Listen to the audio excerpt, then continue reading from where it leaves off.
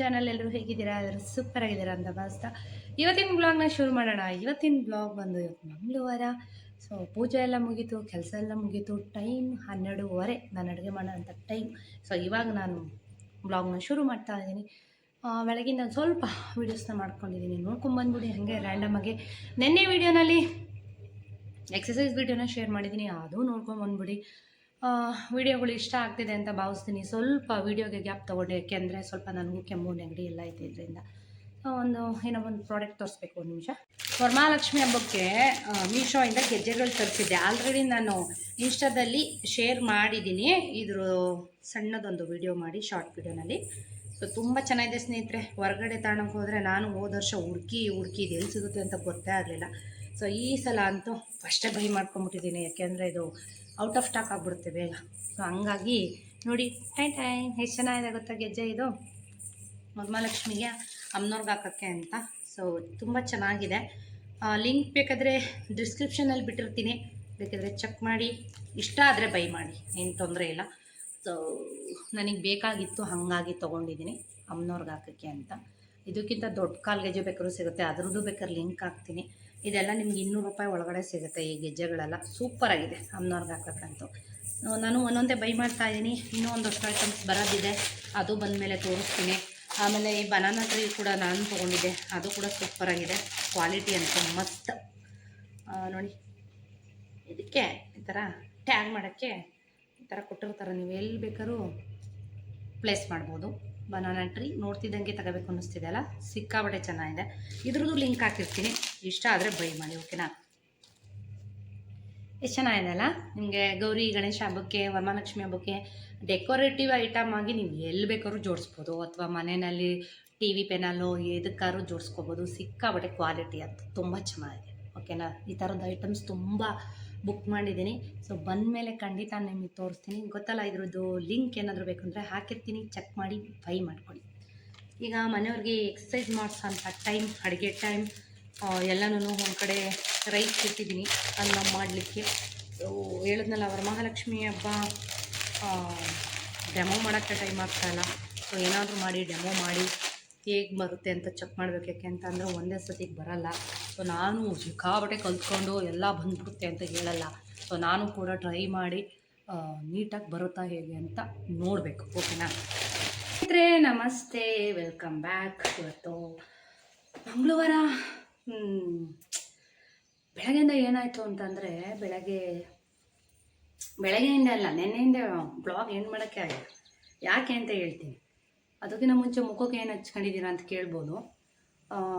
ಹಾಲು ಕೆನೆ, almond oil 2 mix ಮಾಡಿ ಕ್ರೀಮ್ ಥರ ಮಾಡಿ ಹಚ್ಚಿದ್ದೀನಿ, ಗೊತ್ತೇ ಇದೆ ನಿಮಗೆ. ಸೊ ನೆನ್ನೆ ರೋಹಿತ್ತು ಅದೇನೋ ಪನ್ನೀರ್ ರೈಸ್ ಅಂತ ತಂದ. ಸೊ ನಿಮ್ಗೆ ಗೊತ್ತೇ ಇದೆ, ನಾನು ಹೊರಗಡೆ ಜಾಸ್ತಿ ತಿನ್ನಲ್ಲ.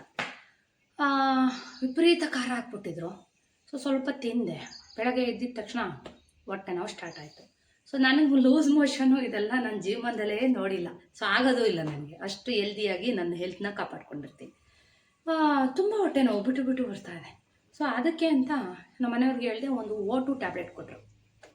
O2 ಟ್ಯಾಬ್ಲೆಟು, ಇನ್ನು ಅದು D-N-Forte ಅಂತ ಒಂದು ಟ್ಯಾಬ್ಲೆಟ್ ಕೊಟ್ಟರು. ಸೊ 2 ನುಂಗಿದ ತಕ್ಷಣ ರಪ್ಪಂತ ತಲೆ ಸುತ್ತು ಶುರುವಾಯಿತು. ಮೊದಲೇ ಗ್ಯಾಸ್ಟ್ರಿಕ್ಕು.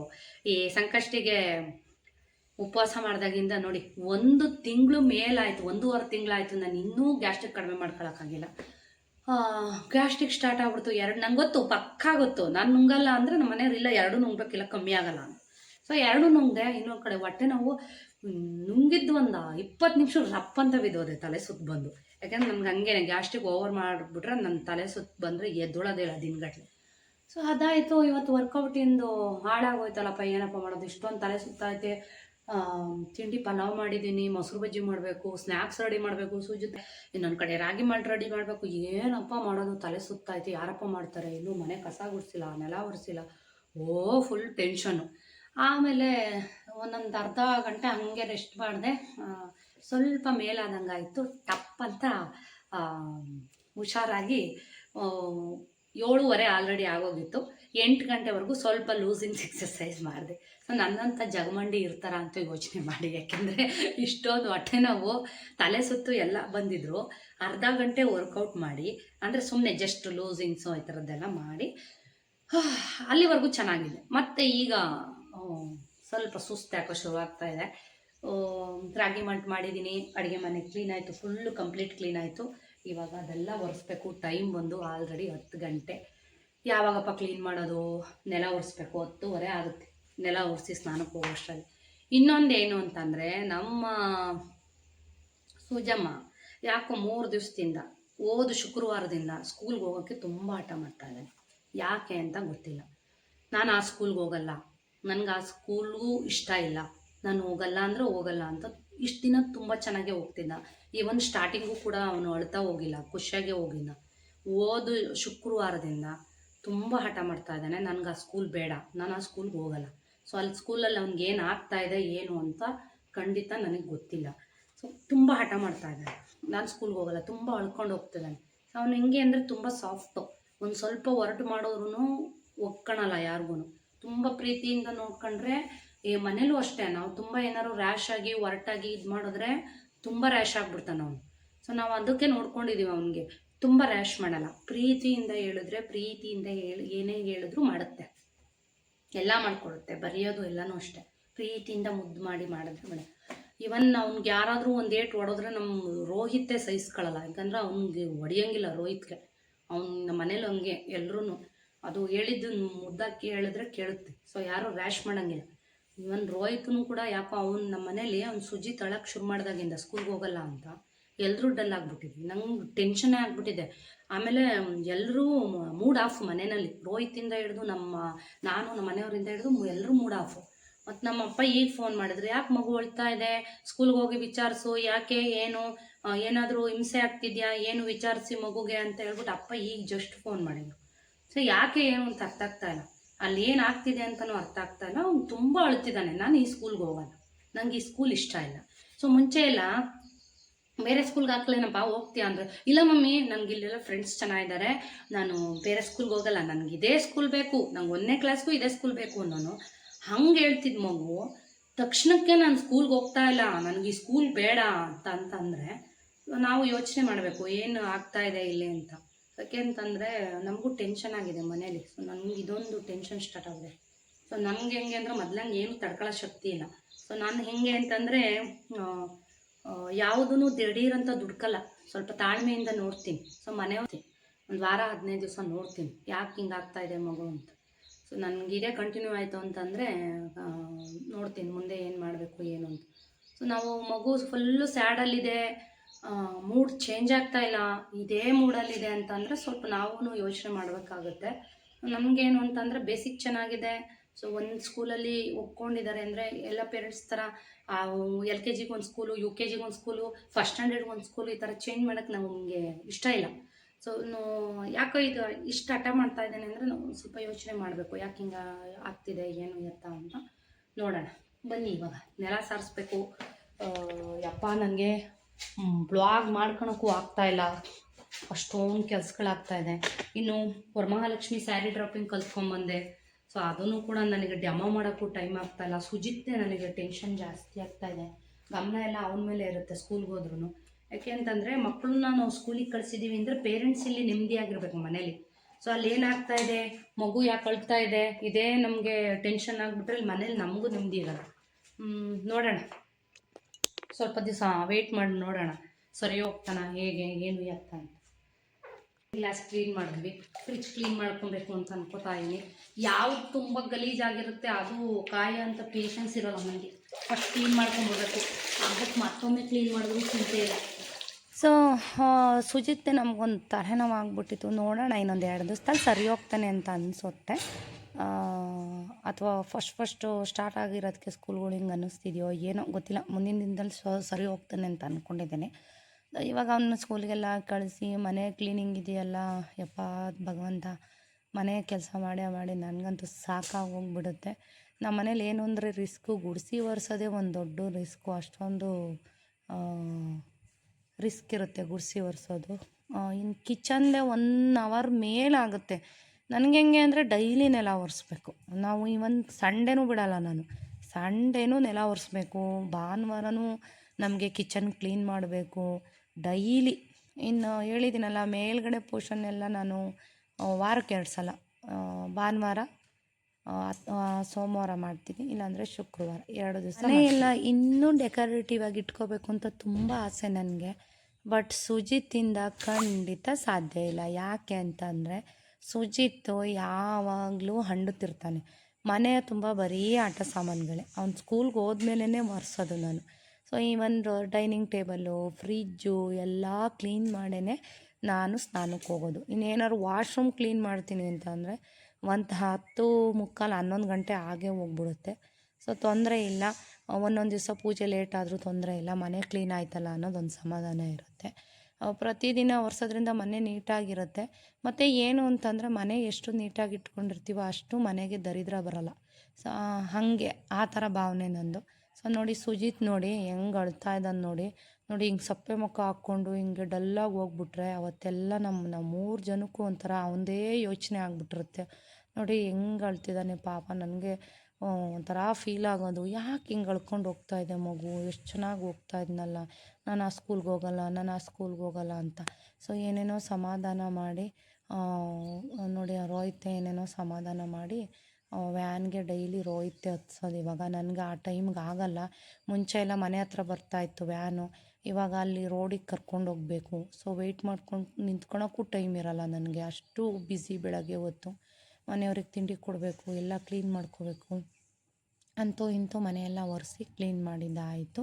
ಇದೆಲ್ಲ ಮುಗಿಸಿ ಸ್ನಾನ ಎಲ್ಲ ಮುಗಿಸಿ ಪೂಜೆ ಮುಗಿಸಿ ನೋಡಿ ಇದನ್ನು ನಾವು ಇಲ್ಲೇ ಇಟ್ಬಿಟ್ಟಿದ್ದೀವಿ. ತುಂಬ ಚೆನ್ನಾಗಿದೆ, ಡ್ಯಾನ್ಸಿಂಗ್ ಡಾಲ್ನ, ತುಂಬ ಚೆನ್ನಾಗಿದೆ ಅದು, ಬುದ್ಧ ಅದು. ಸೊ ಇನ್ನು ಕಿಚನ್ ಕೂಡ ಎಲ್ಲ ಕ್ಲೀನ್ ಮಾಡಿದ್ದಾಯಿತು. ನೋಡಿ ಈ ರೀತಿಯಾಗಿ ಕ್ಲೀನಾಗಿರಬೇಕು. ಸ್ನಾನ ಮುಗಿಸಿ ಪೂಜೆಗೆ ಬಂದರೆ ನೀಟಾಗಿ ಈ ಥರ ಇರಬೇಕು. ಇನ್ನು ಯುಟಿಲಿಟಿ ಜಾಗನೂ ಕೂಡ ನಾನು ಡೈಲಿ ಒರೆಸ್ಕೋತೀನಿ. ನೋಡಿ ಇದು ಕೂಡ ನೀಟಾಗಿ ಒರೆಸಿ ಕ್ಲೀನ್ ಮಾಡಿದ್ದೀನಿ. ಸೊ ನೆನ್ನೆ ಎಲ್ಲ ಮನೆಯವರು ಊರಿಗೆ ಹೋಗ್ಬೇಕಾಗಿತ್ತು ತೋಟಕ್ಕೆ, ಏನು ಹೋಗಿ ಬರಲಿಲ್ಲ, ನಾಳೆ ಹೋಗ್ತೀನಿ ಅಂದರು.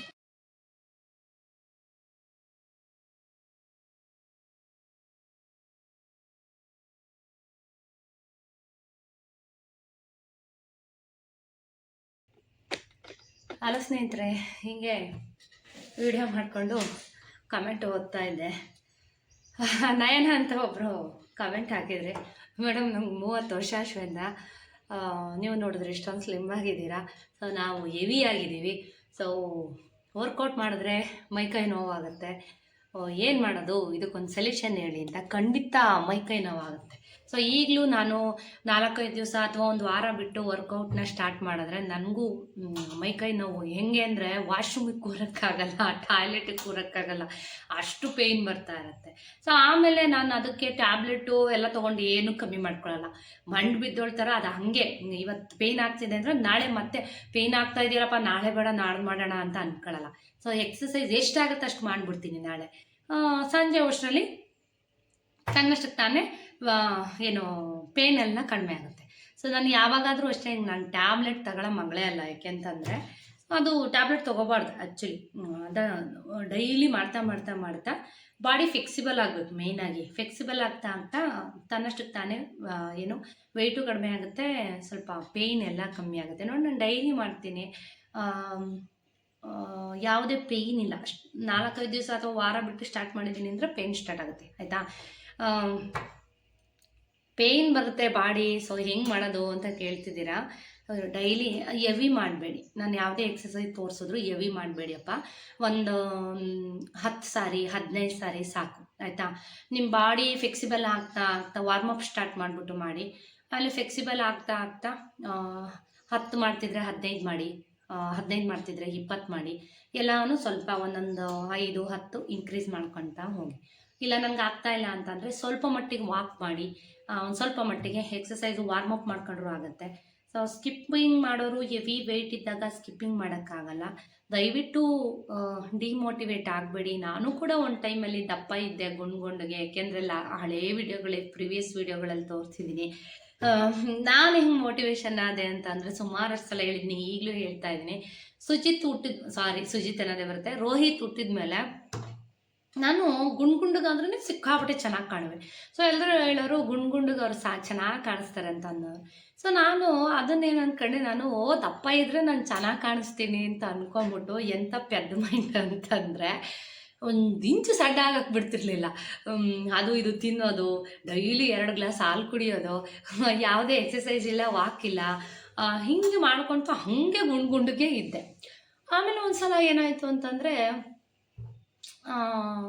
ಸೊ ಯಾರೋ ನಮ್ಮ ಮನೆಯವ್ರ ಜೊತೆ ಹೋಗ್ಬೇಕಾದ್ರೆ ನನ್ನ ಅವಾಗ 23 ವರ್ಷ ಇದ್ರೂ ನಾನು 23 ವರ್ಷದಲ್ಲ ಕಾಣ್ತಿರ್ಲಿಲ್ಲ. ಸುಮಾರಷ್ಟು ಜನ ಇವ್ರಿಗೆಲ್ಲ ಒಂದು 30-35 ವರ್ಷ ಆಗಿದೆ ಅನ್ನೋ ಥರ ನನಗೆ ಆಂಟಿ ಅನ್ನೋರು. ನನಗೆ ಎಷ್ಟು ನನಗೆ 24 ಏಜು ಅಂದ್ರೂ ಯಾರೂ ನಂಬ್ತಿರ್ಲಿಲ್ಲ. ಸೊ ಯಾಕೆ ಹಿಂಗೆ ಅಂತ ಯೋಚನೆ ಮಾಡುವೆ. ಆಮೇಲೆ ಒಬ್ರು ಏನಂತಂದ್ರು, ಆ ಯಪ್ಪ ನೋಡಿದ್ರೆ ಎಷ್ಟು ಸಣ್ಣಗಿದ್ದಾರೆ. ನಮ್ಮ ಮನೆಯವ್ರು ಮೊದಲಿಂದನೂ ಹಿಂಗೆ ಸ್ನೇಹಿತರೆ, ಈಗಲೇ ಎಷ್ಟೋ ಉತ್ತಮ, ತುಂಬ ಸಣ್ಣ ಅವರು. ಯಾರೋ ಒಬ್ಬರು, ಆ ಯಪ್ಪ ನೋಡಿದ್ರೆ ಅಷ್ಟು ಸಣ್ಣಗಿದ್ದಾರೆ, ಈ ಅಮ್ಮ ನೋಡಿದ್ರು ಇಷ್ಟು ದಪ್ಪ ಇದೆ, ಇಬ್ರಿಗೂ ಜೋಡಿನೇ ಆಗಲ್ಲ, ಅಷ್ಟು ದಪ್ಪ ಐತಾ ಈ ಅಮ್ಮ ಅಂತ ಒಂದ್ಸಲ ಯಾರೋ ಇಂಡೈರೆಕ್ಟಾಗಿ ಅಂದಿದ್ದು ನನ್ನ ಕಿವಿಗೆ ಬಿತ್ತು. ಸೊ ಅವತ್ತು ತಲೆಗೆ ತೊಗೊಂಡಿರೋ ನಮ್ಮ ಮನೆಯವ್ರಿಗೆ ನಾನು ಪೇರ್ ಆಗಬೇಕು, ನಮ್ಮ ಮನೆಯವ್ರಷ್ಟು ಸಣ್ಣ ಆಗಬೇಕು ನಾನು ಅಂತ ಅವತ್ತು ಮೋಟಿವೇಶನ್ ತಗೊಂಡಿರೋಳು. ಇವತ್ತು ಅದು ಹೋಗಿಲ್ಲ. ಸೊ ಹೆಂಗಾಗ್ತಿದ್ದೀನಿ, ಸುಮಾರಷ್ಟು ಜನ ಕಮೆಂಟ್ ಮಾಡ್ತಾ ಇರ್ತೀರ, ಮೊದಲಿಗಿಂತ ಇನ್ನೂ ಹೆಂಗಾಗಿ ಕಾಣಿಸ್ತಿದ್ದೀರ ಅಂತ. ಸೊ ಇದೆಲ್ಲ ವರ್ಕೌಟ್ ಪ್ರಭಾವ, ಲಿಮಿಟೆಡ್ ಊಟ, ಅಂದರೆ ಹೊಟ್ಟೆ ಹಚ್ಕೊಂಡು ಉಪವಾಸ ಮಾಡಿಕೊಂಡು ಆ ಥರ ಅಲ್ಲ, ಮನೆ ಫುಡ್ಡೇ. ಹೊರಗಡೆ ಫುಡ್ಡು ನೋಡಿ, ನಾನು ಬೆಳಗ್ಗೆ ಹೇಳಿದೆ, ಸ್ವಲ್ಪ ತಿಂದ್ರೂ ಹೊರಗಡೆ ಫುಡ್ಡು ನಮ್ಗೆ ಹೊಟ್ಟೆ ನೋವು ಸ್ಟಾರ್ಟ್ ಆಗಿಬಿಡುತ್ತೆ. ಸೊ ಹಂಗೆ ಮೇಂಟೈನ್ ಮಾಡ್ಕೊಂಡಿದ್ದೀನಿ. ಅದಕ್ಕೆ ನಾನು ಹೊರಗಡೆ ಫುಡ್ಡೆಲ್ಲ ಜಾಸ್ತಿ ಜಂಕ್ ಫುಡ್ಡು ಈ ಥರದ್ದು ತಿನ್ನಲ್ಲ. ಹೋಗ್ತೀನಿ ಅಪರೂಪಕ್ಕೆ ಅಷ್ಟೇನೆ, ಅದನ್ನೇ ಹೆವಿಯಾಗಿ ಅಷ್ಟೊಂದು ತಿನ್ನಲ್ಲ. ಆಯಿಲ್ ಫುಡ್ ಎಲ್ಲ ಕಡಿಮೆ ಮಾಡ್ತೀನಿ. ಬೆಸ್ಟ್ ಅಂದರೆ ರಾಗಿ ಮುದ್ದೆ ಊಟ. ಈಗ ನೋಡಿ ಮಾಡ್ತಾ ಇದ್ದೀನಿ ರಾಗಿ ಮುದ್ದೆನ. ಅದು ನನಗೆ ತುಂಬ ಸ್ಟ್ರಾಂಗ್ ಕೊಡುತ್ತೆ ಬಾಡಿಗೆ. ನೋಡಿ ಈಗಲೂ ನೀವು ಅದನ್ನೇ ನಾವು ಹೇಳೋದು, ಡಿಮೋಟಿವೇಟ್ ಆಗಬೇಡಿ. ನೀವು ಸಣ್ಣ ಆಗ್ತಿರ್ಕಂಡ್ರಿ, ಅದ್ಯಾಕೆ ನೀವು ಡಯಟ್ ಮಾಡ್ತಾ, ಸಣ್ಣ ಪುಟ್ಟ ಎಕ್ಸಸೈಸ್ ಮಾಡ್ತಾ, ವಾಕ್ ಮಾಡ್ತಾ, ನಿಮ್ಮ ಸುಮಾರು ವಿಡಿಯೋದಲ್ಲಿ ಹೇಳಿದ್ದೀನಿ, ಸ್ವಲ್ಪ ಟೈಮ್ ಸಿಕ್ಕಿದ್ರೆ ಈ ಥರ ಸ್ಟೆಪ್ ಹತ್ತಿ ಇಳೀರಿ. 5 ಸಲ ಸಾಕು ಆಯಿತಾ, ದಿನಕ್ಕೆ 3 ಸಲ ಸಾಕು, 5 ಸಲ ಸಾಕು. ನಿಮಗೆ ರೂಢಿ ಆಯಿತು ಅಂದರೆ ಒಂದು 10 ಸಲ ಸಾಕು. ರಾತ್ರಿ ಊಟ ಮಾಡಿದ ತಕ್ಷಣ ತಪ್ಪಂತ ಹೋಗಿ ಮಲಗಬೇಡಿ. 7 ಗಂಟೆಗೆ ಊಟ ಮಾಡಿ, 6:30ಗೆ ಊಟ ಮಾಡಿ, 7 ಗಂಟೆ 7:30 ಊಟ ಮುಗಿಸಿ, ನಿಮ್ಮ ಮನೆ ಅಂಗಳದಲ್ಲಿ ಖಂಡಿತ ಜಾಗ ಇರುತ್ತೆ. ಚಿಕ್ಕ ಜಾಗದಲ್ಲಿ ಬಿರ್ರಿ ವಾಕ್ ಮಾಡಿ, ಒಂದು 10 ನಿಮಿಷ 15 ನಿಮಿಷ ಜೀರ್ಣ ಆದಮೇಲೆ ಹೋಗಿ ಮಲಗಿ. ನೀವು ಎಷ್ಟೊಂದು ಜನ ಏನು ತಪ್ಪು ಮಾಡ್ತೀರಾ ಅಂದರೆ, 10:30 9 ಗಂಟೆ 9:30 10 ಗಂಟೆ ತನಕ ಟಿ ವಿ ನೋಡ್ಬಿಟ್ಟು 10 ಗಂಟೆಗೆ ಊಟ ಮಾಡಿ ದಬಕ್ಕಂತ ಹೋಗಿ ಮಲಗಿಬಿಡ್ತೀರಾ. ಹೊಟ್ಟೆಲಿ ಇರೋದು ಏನಾಗುತ್ತೆ, ಫ್ಯಾಟ್ ಆಗಿ ಕನ್ವರ್ಟ್ ಆಗುತ್ತೆ. ಸೊ ಪ್ರತಿದಿನ ನಾನು ವಾಕ್ ಮಾಡ್ತೀನಿ ನಮ್ಮ ಮನೆ ಬಾಲ್ಕನಿನಲ್ಲಿ. ಬೇಕಾದ್ರೆ ಅದನ್ನು ವಿಡಿಯೋ ಮಾಡಿ ತೋರಿಸ್ತೀನಿ ಆಯಿತಾ. ಜಸ್ಟ್ ವಾಕ್ ಅಷ್ಟೇ ಆಯಿತಾ, ಒಂದು 15 ನಿಮಿಷ ಈ ಥರ ಎಲ್ಲ ಮಾಡೋದ್ರಿಂದ ನಾವು ಹಾಗೆ ಇರ್ಬೋದು. ನೀವೇ ನಮ್ಗೆ ಮೋಟಿವೇಶನ್ ಅಂತ ಹೇಳ್ತಿರ್ತೀರ. ನಮ್ಮನ್ನು ಮೋಟಿವೇಶನ್ ತಗೊಳ್ಳೋದ್ಕಿಂತ ನಿಮಗೆ ನೀವು ಮೋಟಿವೇಶನ್ ತಗೊಳ್ಳಿ. ಸೊ ನನ್ನ ಕೈಲಿ ಯಾಕೆ ಸಾಧ್ಯ ಇಲ್ಲ, 36 ವರ್ಷ ಶ್ವೇತಾ ಮೇಡಮೇ ಮಾಡಬೇಕಾದ್ರೆ ನಾನು ಇನ್ನು 30 ವರ್ಷ ನನ್ನ ಕೈಲಿ ಯಾಕಾಗಲ್ಲ ಅಂತ ಖಂಡಿತ ನೀವು ಮೋಟಿವೇಶನ್ ತಗೊಳ್ಳಿ. ಖಂಡಿತ ಸಣ್ಣ ಆಗ್ತೀರ ಕಣ್ರಿ. ಏನಿಲ್ಲ, ನಾನಿದು ಇಷ್ಟು ವೆಯ್ಟ್ ಕಡಿಮೆ ಮಾಡಿರೋದು ಹೇಗೆ ಅಂತ ಅಂದರೆ, ನಮಗೇನೋ 2 ತಿಂಗಳು 3 ತಿಂಗಳಿಂದ ಎಕ್ಸಸೈಸ್ ಮಾಡಿ ಅಲ್ಲ, ವರ್ಷಾಂಗಟ್ಲೆಯಿಂದ ಮಾಡ್ಕೊಂಬಂದಿದ್ದೀನಿ ನಾನು. ಸುಮಾರು ವರ್ಷಗಳಿಂದ ಮಾಡ್ಕೊಂಬಂದು ಎಷ್ಟೋ ವರ್ಷದ್ದು ಇದು ಹಿಂಗಿರೋದಕ್ಕೆ.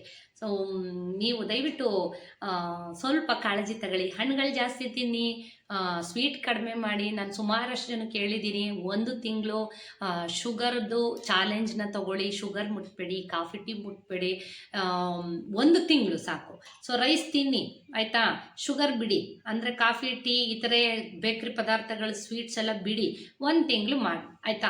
ಯಾಕೆ ಸಣ್ಣ ಆಗಲ್ಲ ನೋಡೋಣ. ಸೊ ನಾನು ಅದನ್ನೇ ಹೇಳೋದು. ಆಮ್ಲ ಜ್ಯೂಸ್ ಹೇಗೆ ಮಾಡೋದು ಅಂತ ಕೇಳ್ತಿರ್ತೀರ, ಪ್ರತಿ ವಿಡಿಯೋನಲ್ಲೂ ತೋರಿಸ್ತಿರ್ತೀನಿ. ಆಮ್ಲ ಟ್ಯೂಬ್ಗಳು ಮಡ್ಕೊಳ್ಳಿ, ದಿನ ಬಿಸಿನೀರಿಗೆ ಹಾಕೊಂಡು ಕುಡೀರಿ. ಜೊತೆಗೆ ಈ ನೆನೆಸಿರೋ ಅಂತ ಏನು ಮೆಂತ್ಯ ನೀರು ಏನಿರುತ್ತೆ ಅದನ್ನು ಕುದಿಸಿ ಡೈಲಿ ಕುಡೀರಿ. ಹೊಟ್ಟೆ ಫ್ಯಾಟ್ ಕಡಿಮೆ ಆಗುತ್ತೆ ಅಂತ ತೋರಿಸ್ತೀನಿ ರೀ. ಅನ್ನಿಸ್ತಾ ಇದೆ ಕ್ಲೀನ್ ಮಾಡಬೇಕು ನೋಡಿ. ಆಮ್ಲೆಟ್ ಟ್ಯೂಬ್ಗಳು ಹೇಗೆ ಮಾಡಿಟ್ಕೊಂಡಿದ್ದೀನಿ, 3 ಖಾಲಿ ಮಾಡಿದ್ದೀನಿ. ಇದು ಮೊನ್ನೆ ಮಾಡಿರೋದೊಂದು 3 ದಿವ್ಸಕ್ಕೆ ಮುಂಚೆ ಮಾಡಿರೋದು. ಸೊ ಇದು ತೆಗ್ಯಕ್ಕೆ ಬರಲ್ಲ ಅಂತ ನೀವು ಅಂದ್ಕೋತೀರಾ. ಇದನ್ನ ಯೂಸ್ ಮಾಡೋಕ್ಕಿಂತ ಮುಂಚೆ ಒಂದು 2 ನಿಮಿಷ ಹೊರಗಡೆ ತೆಗೆದಿಡಿ ಆಯಿತಾ. ಒಂದು ಸ್ವಲ್ಪ ಶಾರ್ಪಾಗಿರೋ ಚಾಕಲ್ಲೋ ಯಂತ್ರಲ್ಲಾದರೆ ಹಿಂಗೆ ಎತ್ತಿದ್ರೆ ಸಾಕು ಬರುತ್ತೆ ಇದು ಆಯಿತಾ. ನಾನು ಇದು ಬಾಕ್ಸ್ಗೆ ಹಾಕಿಟ್ಕೊಳ್ಳಲ್ಲ. ಒಂದೊಂದ್ಸತಿ ಕರೆಂಟ್ ಹೋದಾಗ ಏನಾಗುತ್ತೆ ಅಂತಂದರೆ ಎಲ್ಲ ಮೆಲ್ಟಾಗಿ ಒಂದಾಗ್ಬಿಟ್ಟಿರುತ್ತೆ. ಬಾಕ್ಸ್ಗೆ ಹಾಕಿಟ್ಟು ನೋಡಿದೆ, ಇದರಲ್ಲಿದ್ದರೆ ಬೆಸ್ಟು. ಯಾಕೆ ಅಂತಂದರೆ ಕರೆಂಟ್ ಹೋದ್ರೂ ನೀರಾದರೂ ಕೂಡ ಅದರೊಳಗೆ ಇರುತ್ತೆ. ಮತ್ತು ತುಂಬ ಹೆಲ್ತ್ಗೆ ತುಂಬ ಒಳ್ಳೆಯದು ಇದು. ಯೂಸ್ ಮಾಡಿ ನೋಡಿ, ತುಂಬ ಚೆನ್ನಾಗಿದೆ. ತುಂಬ ನಿಮಗೆ ವೆಯ್ಟ್ ಲಾಸ್ ಆಗೋದಕ್ಕೆ ಬಿಟ್ಟು ಬಿಡ್ತೀರಾ ಇದನ್ನು ತಗೊಳ್ಳಿ. ಮೆಂತ್ಯ ನೀರು ಕುಡೀರಿ, ಸ್ವಲ್ಪ ವಾಕ್ ಎಕ್ಸಸೈಸ್ ಮಾಡಿ. ನಾನು ಏನೋ ಅಪ್ಪ ನಮ್ಮ ಫ್ರಂಟ್ ಕ್ಯಾಮ್ರಾ ಹಾಕ್ಬಿಟ್ರೆ ಸಾಕು, ನನ್ನ ವೀಡಿಯೋಸೇ ಸರಿಗೆ ಬರಲ್ಲ. ಈಗ ಮುದ್ದೆ ಕಟ್ಟಬೇಕು. ಇವತ್ತು ಪಡವಲಕಾಯಿ ಸಾಂಬಾರು, ರೈಸು, ಮುದ್ದೆ ಇಷ್ಟು ಮಾಡಿದ್ದೀನಿ. ಮುದ್ದೆ ಬೇಯೋ ಅಷ್ಟರಲ್ಲಿ ಸೋಫಾ ಬಟ್ಟೆಗಳೆಲ್ಲ ವಾಶ್ಗೆ ಹಾಕಿದೆ, ಜಾಲ್ಸಿ ಹಾಕ್ಬಿಡೋಣ ಬನ್ನಿ. ತುಂಬ ವೆಯ್ಟ್ ಇರೋ ಅಂಥವ್ರು ಯರಾಬಿರಿ ಎಕ್ಸಸೈಸ್ ಮಾಡಬೇಡಿ. ಯಾಕೆ ಅಂತಂದರೆ ಕೆಲವೊಂದು ನಾನು ಹೇಳ್ತಾ ಇರ್ತೀನಿ ಯಾವ್ಯಾವ ಎಕ್ಸಸೈಸ್ ಮಾಡಬೇಕು ವೆಯ್ಟ್ ಜಾಸ್ತಿ ಇರೋರು ಅಂತ. ಬೊಗ್ಗೋದು ಈ ಥರದ್ದೆಲ್ಲ ಮಾಡಿ ಆಯಿತಾ. ಈ ಥರದ್ದೆಲ್ಲ ಮಾಡಿದಾಗ ಸ್ವಲ್ಪ ಹೊಟ್ಟೆ ಭಾಗ ಕಡಿಮೆ ಆಗುತ್ತೆ. ಸೊ ಇವತ್ತಿನ ನೆನ್ನೆ ವಿಡಿಯೋನಲ್ಲಿ ತೋರಿಸ್ತೀನಿ ನೋಡಿ. ಮಧ್ಯಾಹ್ನದ ಊಟ ರಾಗಿ ಮುದ್ದೆ ಒಂಚೂರು ಚಿಪ್ಸ್ ಇಟ್ಕೊಂಡಿದ್ದೀನಿ ಇವತ್ತು.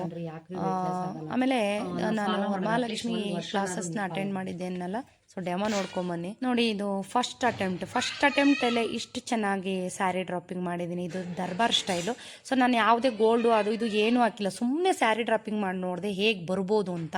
ತುಂಬ ಬ್ಯೂಟಿಫುಲ್ಲಾಗಿ ಬಂದಿದೆ. ನಿಮ್ಗೆ ಹೇಗೆ ಅನಿಸುತ್ತೆ ಅಂತ ಹೇಳಿ. ಅಲಂಕಾರ ಎಲ್ಲ ಮಾಡಿದ್ಮೇಲೆ ಈ ಕೈಗಳು ಎಲ್ಲ ಸ್ಟಿಚ್ ಮಾಡಬೇಕು, ಕಾಲುಗಳನ್ನೂ ಕೂಡ ಸ್ಟಿಚ್ ಮಾಡಬೇಕು. ಸೊ ಇದಕ್ಕೆಲ್ಲ ಏನೇನು ಹಾಕಬೇಕು ಅದನ್ನೆಲ್ಲ ಹಾಕಿ ರೆಡಿ ಮಾಡಿದ್ರೆ ಸಿಕ್ಕಾಪಟ್ಟೆ ಚೆನ್ನಾಗಿ ಕಾಣಿಸುತ್ತೆ. ಈಸಿಯಾಗಿ ಸ್ಯಾರಿನ ಉಡಿಸ್ಬೋದು ಹಬ್ಬಕ್ಕೆ. ಇದಾದಮೇಲೆ ನೆಕ್ಸ್ಟ್ ಡೇ ಇನ್ನೊಂದು ನಾನು ಟ್ರೈ ಮಾಡಿದ್ದೀನಿ ನೋಡಿ. ಇದು ಪದ್ಮಾಸನ ಸ್ಟೈಲು, ಅಂದರೆ ಇದಕ್ಕೊಂದು ಸ್ವಲ್ಪ ಮುಖವಾಡ ಎಲ್ಲ ಇಟ್ಟು ರೆಡಿ ಮಾಡಿದ್ದೀನಿ. ಸೊ ಅದನ್ನು ನಾನು ನಿಮ್ಗೆ ತೋರಿಸ್ತೀನಿ. ಇದು ಚಿಕ್ಕಪೇಟೆನಲ್ಲಿ ಸಿಗುವಂಥ ಕೈಕಾಲುಗಳು ಇದಕ್ಕೆ ಆಗೋಲ್ಲ, ಅಂದರೆ ಅದು ಚಿಕ್ಕದಾಗಿ ಬರುತ್ತೆ. ಸೊ ಇದು ಇಷ್ಟು ನೀಟಾಗಿ ಬರೋಲ್ಲ. ಇದಿನ್ನೂ ಸ್ಟಿಚ್ ಮಾಡಿ ನೀಟಾಗಿ ಕೂರಿಸಿ ಸ್ಟಿಚ್ ಮಾಡಿದ್ರೆ ಭಾಳ ಚೆನ್ನಾಗಿ ಕಾಣಿಸುತ್ತೆ. ಇದೆಲ್ಲ ನಮಗೆ ಕೈಯಲ್ಲಿ ಮಾಡಿ ತರಿಸಿರೋ ಅಂಥ ಕೈಗಳು ಇದು. ಸೊ ನನಗಂತೂ ಸಖತ್ ಇಷ್ಟ ಆಯಿತು. ನಿಮ್ಮ ಅನಿಸಿಕೆನೂ ಕೂಡ ನಿಮ್ಮ ಕಮೆಂಟ್ ಮಾಡಿ. ನೆಕ್ಸ್ಟು ಮುಂದಿನ ಬ್ಲಾಗ್ಗಳಲ್ಲಿ ಮತ್ತೆ ನಾನು ಇನ್ನೂ ಯಾವ್ಯಾವ ಸ್ಟೈಲ್ನಲ್ಲಿ ಸ್ಯಾರಿ ಡ್ರಾಪಿಂಗ್ ಮಾಡ್ತೀನಿ ಅಂತ ನಾನು ನಿಮಗೆ ತಿಳಿಸ್ತೀನಿ. ಸೊ ನೆಕ್ಸ್ಟು ಈಗ ನೋಡಿ, ವಿಡಿಯೋನ ಸ್ಕಿಪ್ ಮಾಡಿದೆ ನೋಡಿ. ಸೊ ಇಷ್ಟ ಆದರೆ ಗೊತ್ತಲ್ಲ, ಲೈಕ್ ಮಾಡಿ, ಚಾನಲ್ಗೆ ಸಬ್ಸ್ಕ್ರೈಬ್ ಮಾಡಿ, ಕಮೆಂಟ್ ಮಾಡಿ. ಸೊ ಅನಿಸಿಕೆ ಅಭಿಪ್ರಾಯನ ತಿಳಿಸಿ ಸ್ನೇಹಿತರೆ. ನಿಮ್ಮ ಎಲ್ಲ ಕಮೆಂಟ್ಗಳಿಗೋಸ್ಕರ ವೆಯ್ಟ್ ಮಾಡ್ತಾ ಇರ್ತೀನಿ. ಸೊ ಒಂದೇ ಒಂದು ಅಟೆಂಪ್ಟಲ್ಲಿ ಇಷ್ಟು ಬ್ಯೂಟಿಫುಲ್ಲಾಗಿ ಉಡಿಸಿದ್ದೀನಿ, ತುಂಬಾ ಖುಷಿ ಆಗ್ತಾಯಿದೆ. ಸೊ ಇನ್ನೊಂದು ಸ್ವಲ್ಪ ಅಲಂಕಾರ ಮಾಡಿ ತೋರಿಸ್ತಾ ಇದ್ದೀನಿ ನೋಡಿ. ಸುಮ್ಮನೆ ಮನೇಲಿರೋ ಅಂಥವನ್ನೇ ಎಲ್ಲ ಹಾಕಿ ತೋರಿಸ್ತಾ ಇದ್ದೀನಿ, ತುಂಬ ಡೀಟೇಲಾಗಿ ಮಾಡಿಲ್ಲ. ಸೊ ನೋಡಿ ಎಷ್ಟು ಚೆನ್ನಾಗಿ ಕಾಣಿಸ್ತಾ ಇದೆ ಅಲ್ವಾ. ನಿಮಗೂ ಇಷ್ಟ ಆಗಿದೆ ಅಂತ ಭಾವಿಸ್ತೀನಿ ಸ್ನೇಹಿತರೆ. ಸೊ ಇವತ್ತಿನ ವೀಡಿಯೋನ ಇಲ್ಲಿಗೆ ಎಂಡ್ ಮಾಡ್ತಾ ಇದ್ದೀನಿ. ಮತ್ತೊಂದು ಬ್ಲಾಗಲ್ಲಿ ಸಿಗೋಣ. ಅಲ್ಲಿವರೆಗೂ ಟೇಕ್ ಕೇರ್.